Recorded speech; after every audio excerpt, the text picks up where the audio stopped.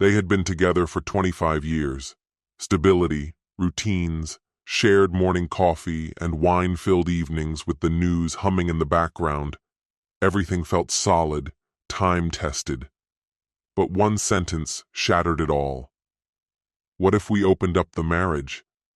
That was the trigger. Not just betrayal, but a calculated, cold dismantling of trust. Not just cheating, a transformation of the woman he believed to be his soulmate into a stranger with a smile that never quite reached her eyes. She didn't leave alone. And then she came back, as if nothing had happened. But memories don't erase, especially when they're synced to the cloud. One click, and the truth was there, exposed like a scar. No screaming, no scene, just a freezing calm and a point of no return. You think you know someone until they take off the mask.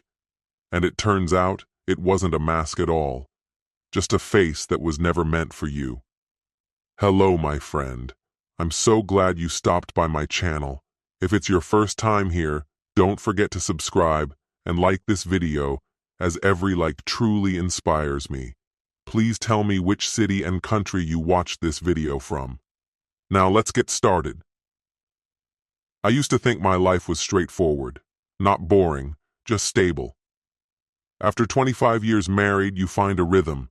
You come to know the tiny details, the habits, the triggers, the little things that light them up or shut them down.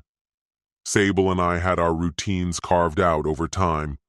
We'd start the morning with coffee, check in with a call by lunchtime, share dinner, and wind down with wine while the evening news murmured in the background. It wasn't perfect or particularly exciting, but it was ours, and I genuinely believed that was enough. Our children had moved out, both off at college, starting their own chapters. The house was quieter now, sometimes painfully so, but we still had each other. We still shared the inside jokes, the casual touches, the kind of memories you could hum like old tunes. I was sure she understood me better than anyone else ever could. Maybe I depended on that too much. Then came a Thursday evening that, at first, felt completely routine. She took her spot beside me on the couch, remote resting in her hand, eyes flicking toward the silent TV. And then, without turning my way, she said, "Can I ask you something? And will you promise not to freak out?" I looked at her, amused.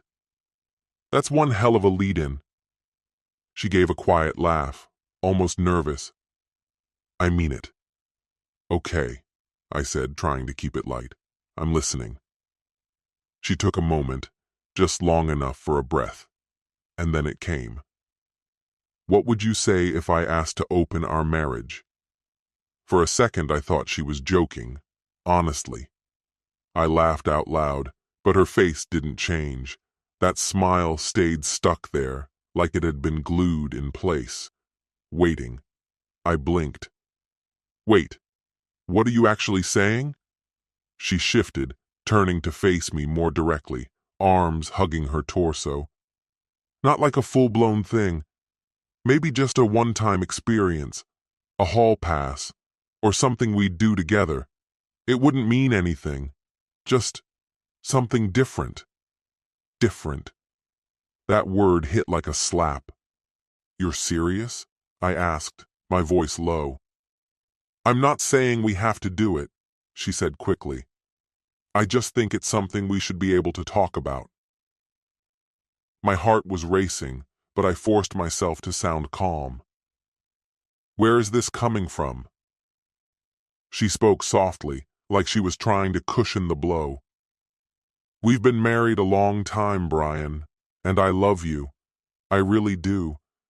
But I think maybe we've gotten a little too comfortable. So you're saying you're bored? I shot back. My tone was sharp, clipped. That's not what I meant. It's what it sounds like. She let out a breath and tucked her hair behind her ear. I just want to feel something new. Not with someone else instead of you. With you. Together. I couldn't even look at her. I kept my eyes fixed on the black screen in front of us, doing everything I could not to fall apart. I didn't sleep that night, not a minute. I lay there, staring at the ceiling while Sable slept beside me, facing away, her breathing steady, as if she hadn't just changed everything. Open our marriage. That phrase looped in my head like a stuck melody. We'd built a life together, 25 years, raised children, dealt with jobs, loss, illness, joy. We'd made it through everything, and now she wanted to explore like we were in some college experiment. For the next few days, I said very little. I stuck to my habits, made the coffee, walked the dog, answered emails, mowed the lawn.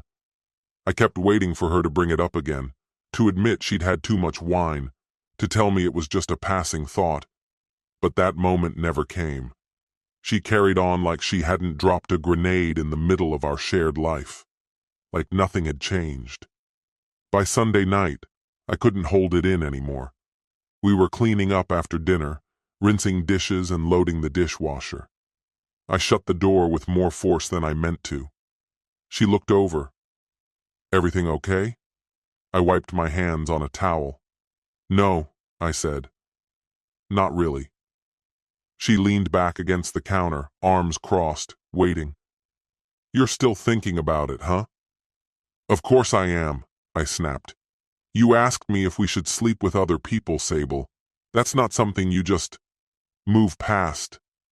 She gave a small shrug, but I could see the wall go up behind her eyes. "It was just an idea, Brian. We don't have to treat it like a disaster." "Not a disaster?" I stepped closer, keeping my voice low but firm.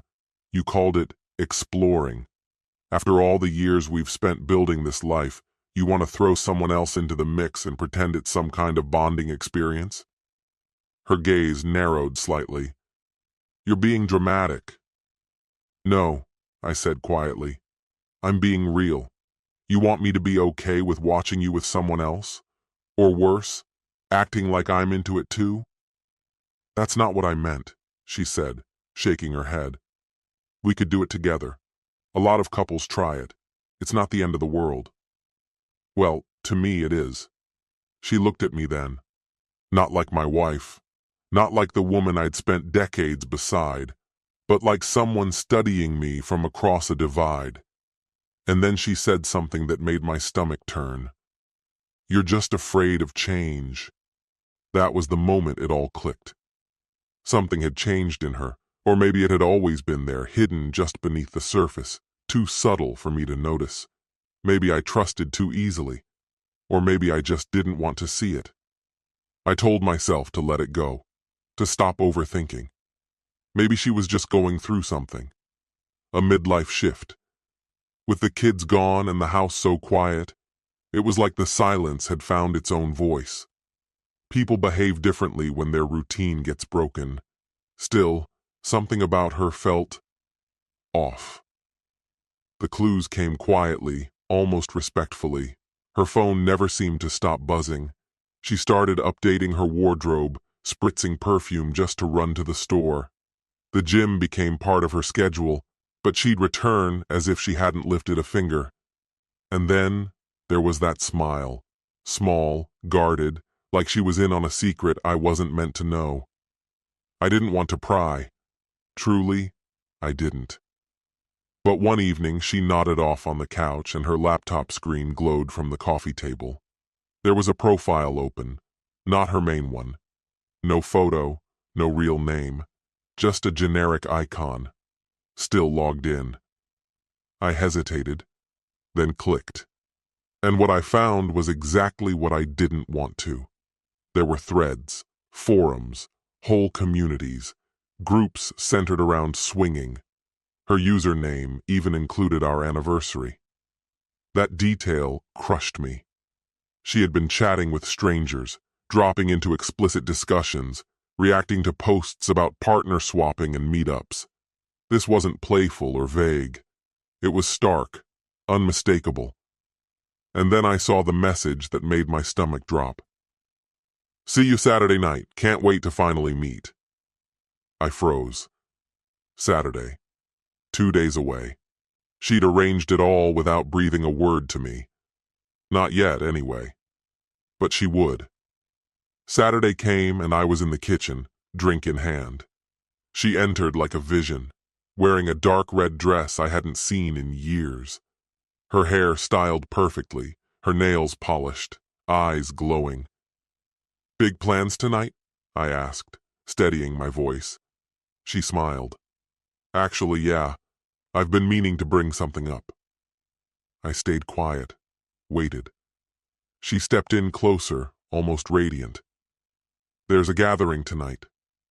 Something different, private, for couples, people who are more open to new experiences. I kept my face blank, acting like this was new to me. What kind of gathering? I asked. She smiled wider. A swingers event. I blinked, unsure I'd heard correctly. A what? A swingers event, she said again, like she was describing a weekend brunch. I meant to talk to you about it earlier. I was hoping you'd come with me. You were going to invite me? I said, the words sharp. To watch you with someone else? She rolled her eyes. Brian, don't be so dramatic. It's just a social event. It's not cheating if both people are on board, she added. But you already signed up, I said, my voice rising. You made plans without ever talking to me. She folded her arms. Because I knew exactly how you'd respond. You're damn right, I snapped. I responded like someone who thought we were partners. For 25 years, I believed we were in this together. You don't blindside someone like this and expect applause. Sable shook her head. You're stuck in the past. Relationships evolve. This brings people closer, Brian. It's supposed to strengthen what's already there. I took a step back, stunned.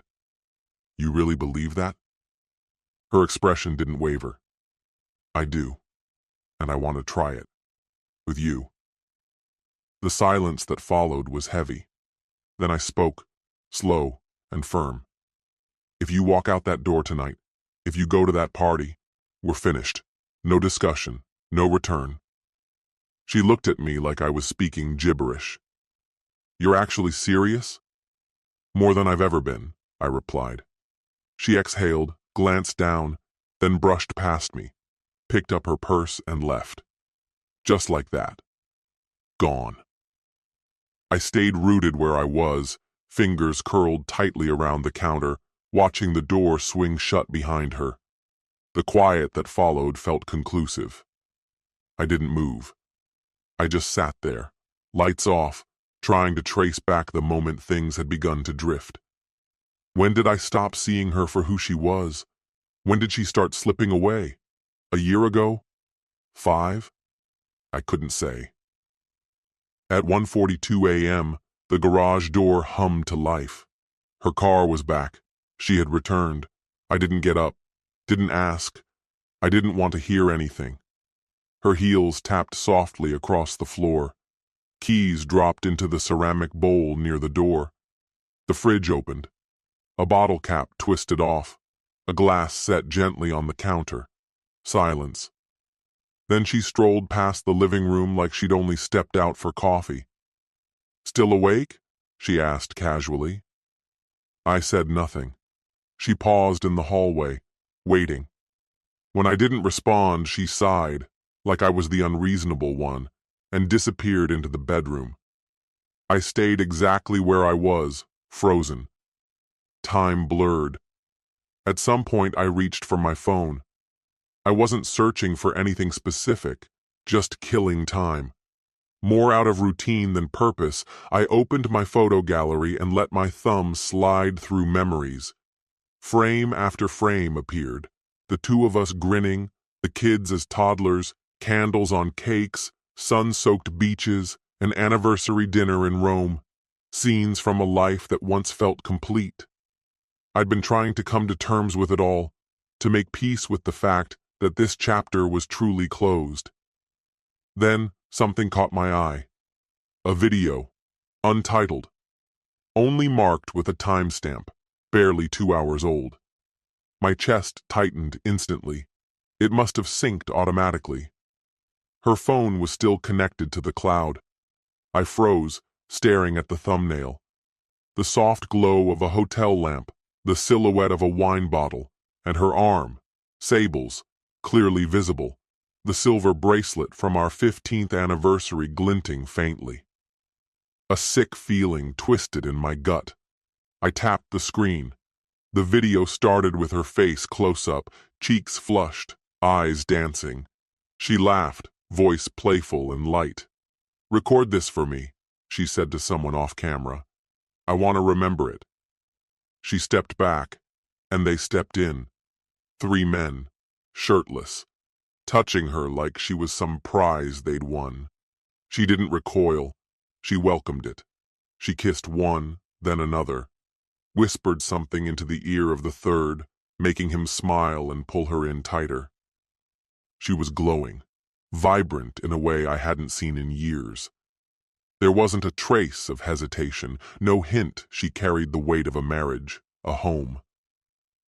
I paused the video, unable to keep going. I sat there in the quiet, the phone heavy in my hand, its screen now dark. This wasn't some party she stumbled into. This wasn't just infidelity. She'd filmed herself, consciously, deliberately, being intimate with 3 strangers, and unknowingly handed me the proof like it was another vacation memory. No more uncertainty. No more second-guessing. This wasn't a lapse in judgment. It was a choice. When morning came, I emerged from the guest room. I hadn't slept, just stared into the dark. Sable was already in the kitchen, humming as she poured coffee, like she'd returned from a weekend spa, not from that. When she saw me, she offered a gentle smile and slid a mug toward me. "Morning," she said, as if nothing had changed. She suggested a drive, maybe lunch by the lake. I said nothing, just looked at her. Her smile faltered. "What?"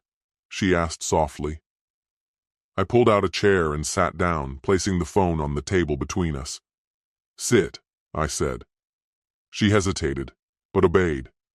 In that sliver of silence, I saw it. The exact moment it hit her. The cloud. The video. But it was already done. I opened the file. Full screen. Pressed play. She watched without a word. Watched herself laugh, undress, give herself away. Her voice echoed through the kitchen, cheerful and intimate, an open betrayal. When it ended, I turned off the screen and looked at her. "I didn't know it uploaded," she whispered, voice paper-thin. "I don't care," I said. "You still did it. You smiled through all of it." Her eyes welled. She reached for my hand. I moved away. "It was a mistake," she pleaded. "No," I replied. "It was planned." She stood and began pacing, stumbling through excuses. She felt lost, unsure of herself, disconnected. She talked about fixing things, therapy, starting over. I asked her one thing. "Then why were you smiling in the video?" "You didn't seem lost. You looked alive." She stopped, opened her mouth. Nothing came out. I stood, calm, icy. "I'm done." Panic flooded her eyes as she moved in front of me. "Please don't do this, please. We have a family. You can't throw it all away over one night." "You did," I said, "the moment you walked out that door." I brushed past her. She called after me, crying, shaking, begging, but I didn't turn back. There was no undoing this. I didn't sleep that night either, just drove. Nowhere in particular, just the road and the hum of tires slicing the dark. My hands clenched the wheel like they were the only things holding me together. My phone wouldn't stop lighting up. Calls, messages, voicemails, all from her. "Brian, please, call me. I'm sorry. We can work through this. It didn't mean anything." That was the one that shattered me most. It didn't mean anything, But that video, the woman in it, she looked like she'd never felt more alive, laughing, moaning, surrendering herself to strangers, while I sat at home with a whiskey glass, still believing I could salvage something that had already died. It was just after 3 a.m. when I pulled into the same quiet park where we used to bring the kids on lazy Sunday mornings. I killed the engine and sat there for what felt like hours, letting the soft flicker of the street lamps paint slow-moving shadows across the dashboard. Eventually, I reached for my phone and typed a final message to her. There's nothing more to discuss. I'm filing first thing in the morning, then I blocked her. The silence that followed felt like a breath I hadn't taken in over 20 years. By the time the sun came up, I kept my word. I walked into my attorney's office, handed over a flash drive, and said, "This is all he'll need." It was a video, but there were no words in it. None were necessary. I wasn't out for revenge. I just needed to close the door. And once I started, I didn't slow down. Every shared account, canceled. The locks, changed. Her things, packed up and set on the porch before she got back. When she arrived, she didn't speak, just loaded her arms with what she could carry and left without a single glance back. I called the kids, told them I was here whenever they were ready to talk. I reached out to my sister. I even told Michael, my best friend since middle school. I wasn't hiding. I wasn't ashamed. I hadn't done anything to be ashamed of. 2 days passed before Sable reached out. She came to the house, but I didn't open the main door. We stood divided by the mesh of the screen, two people who once shared everything, now barely recognizable to each other. Her face was pale, hair loosely tied back, no trace of her usual polish. Her voice wavered. "Brian, I messed up. I was scared. I didn't know how to talk to you." I gave a small nod. That might have been a good place to start. She blinked rapidly, wiping her eyes. I thought doing something reckless might make me feel alive again. "Did it?" I asked. A pause. "No. It made me feel hollow." Her gaze flicked past me toward the hallway. "Can I come inside?" I shook my head. "Not anymore." She recoiled slightly, like my words had hit her chest. "And the kids?" she asked quietly. "They'll hear the truth. Then they'll decide for themselves." She opened her mouth like more words were coming, but I shut the door before they arrived. That was the last time she ever stood on that porch. 6 months later, it was all finalized. Quick, precise, unforgiving. Sable tried to stall it, cried through mediation, begged for one more shot, said we owed it to everything we'd built. But the footage, her at that party, entangled with 3 different men, left no room for denial. There was nothing left to argue. We split our lives. I kept the house. She moved into a condo near the freeway. I never asked how she afforded it. Truthfully, I didn't care. The kids didn't take it easy. But eventually, they saw it for what it was. They were old enough to understand the layers. I didn't need to speak ill of her. They noticed who stayed and who disappeared. Weeks slipped by, then months. The house felt still now, not barren, just calm. The air no longer carried the weight of unspoken resentment. I stopped pretending. I walked more. Ate outside when the weather was good.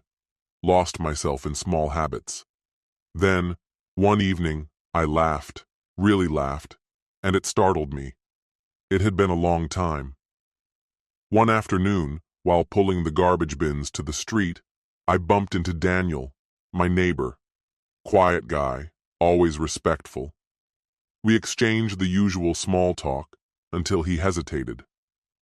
"Hey, Brian," he said, voice a little tight. "Mind if I tell you something?" I raised an eyebrow. "Sure." "It's about Sable," he said. His tone was cautious. Back before everything went down, I used to see her leaving the house a lot during the day. Figured she was out shopping or whatever. But one week, I noticed the same guy picking her up. Black car.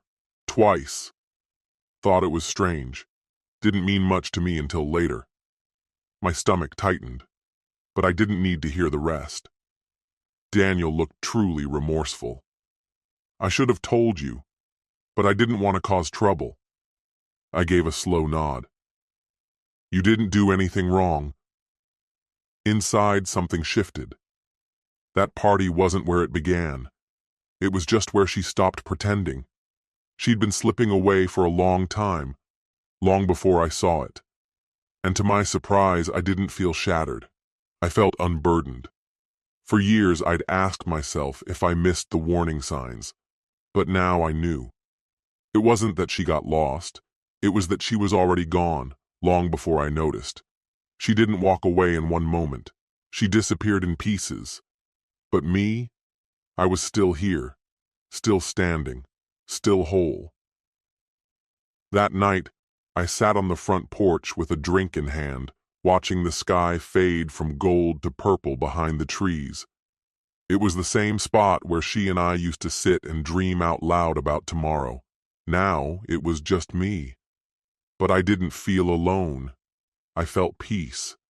The kind you forget exists until it finally returns. This story has come to an end. What's your opinion? Share it in the comments, my friend. And if you liked this story, check out other exciting videos on my channel. I'll say goodbye until the next video. See you.